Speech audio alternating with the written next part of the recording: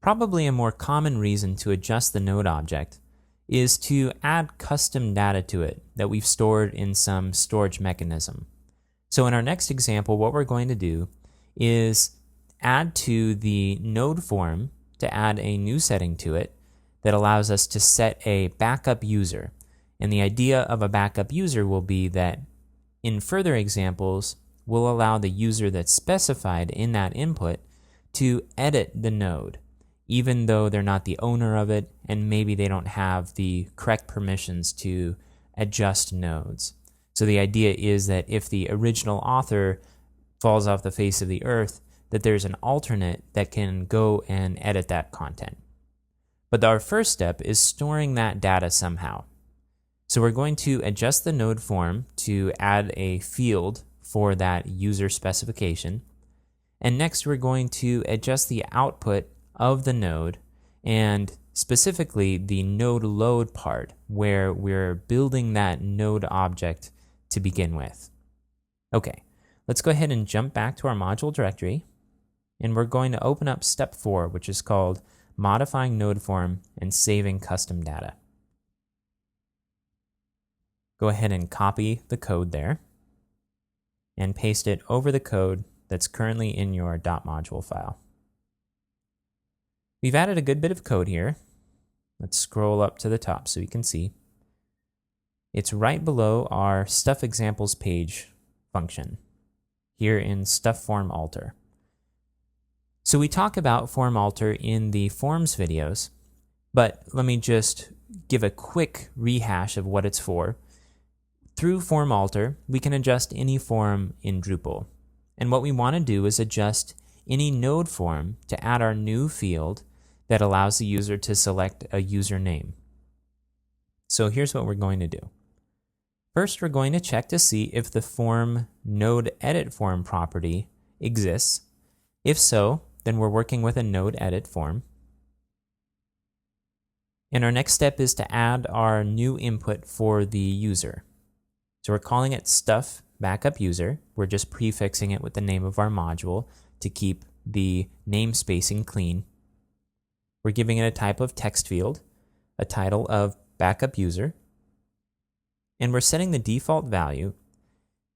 In further steps, as we go through this example, we'll look at how to save the data to the node object directly, and then at that point, when the node is loaded, it will contain our information about the backup user. And we can access the node data inside of our node form by using the form node object. Notice the hashtag. And in this will contain all of our node information like title and body, last updated, that kind of information. And so we can access our new property, stuff backup user, the same way. We're checking to see if it exists, and if so, we want to set the default value to that value. And if not, we're just going to set the default to blank. We're going to make this input a little easier to fill out by adding an autocomplete path, and by setting it to user/autocomplete, the user, when they start typing in a username, will see a select box of options that they can choose from in order to automatically fill in the input. We're setting a size to 12 and a max length to 60, and then a description about what this field is all about. If we save this, we should now see a new input in our node edit form. So I'm going to jump back to the browser, and we want to clear our caches just to make sure we get everything registered properly. Now we can go ahead and edit our node. And down here at the bottom, we see our new input, backup user. And we see the little circle that indicates that this is an autocomplete input. So if I wanted to start filling in admin, I could do that, and it will pre-fill it for me. Okay, let's jump back to the code. So now we have our input, but nothing will happen when the node is actually saved or an existing node is updated. So we need to account for these two scenarios. The first is when a node is created the first time, and the second is when an existing node is updated. And we'll do that using two hook functions. The first one, let's scroll down, is called hook node insert. So we've defined a function called stuff node insert here. and it takes a single parameter, which is the node object. What we're going to do in this is save our user information to a custom table that we've defined in our install file. Now we go through the details of creating a schema inside of the install file when we talk about the database abstraction layer in other videos, but let's go ahead and jump to our install file and take a look at the structure of our table where we're going to save this data. Jump back to the module folder and go ahead and open up stuff.install. This is a pretty simple file. We have just a single function to define a schema, and a schema is a structure for a database table. And we're establishing a single table called stuff backup. We're giving it a description and two fields. The first is the NID, or the node ID of the node which we're adjusting, and the second is the username, and this is the username of the backup user. Now again, if you're curious how this schema came to be, you can take a look at the schema module, which allows you to construct a table inside of your database editor and then generate a schema automatically simply by loading a certain page on the module. But when we installed the stuff module, this schema function ran and added this table to our database. So we'll have this to work with inside of our code. Okay, let's go ahead and jump back to the stuff.module file. Our first step is to make sure that we've set some backup user inside of our code. So we're looking for the node stuff backup user property. Now this node object here is the result of the submission form. So it will include any additional fields that we added to it. Our next step is to insert into the stuff backup table the fields of the node ID and the username that was selected. So if you're curious about this structure here, it looks a little funky if you haven't seen it before. Go ahead and take a look at the database abstraction layer or database API videos, and that will detail what this is. This is called a dynamic query, and it allows us to build a query step by step and allow other modules to adjust it later, or we can adjust it if we need to by adding conditionals to it. Okay, but it's pretty straightforward. We're grabbing the node ID from the node object, and then we're grabbing the username from the node stuff backup user field. And then we're running execute in order to process this query. When this runs, we'll just set a simple message to tell the user that they've set this specific username as the backup user for the node. Okay, our next step is to take care of what happens when a user updates a node that exists already.